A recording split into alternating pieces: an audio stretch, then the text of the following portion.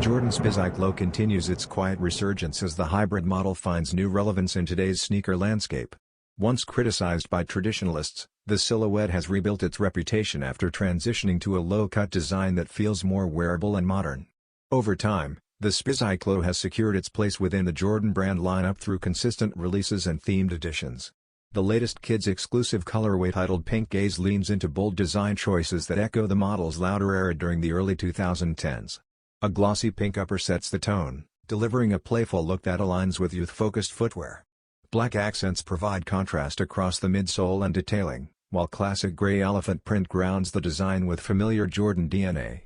Designed specifically for younger wearers, this release balances expressive style with heritage elements.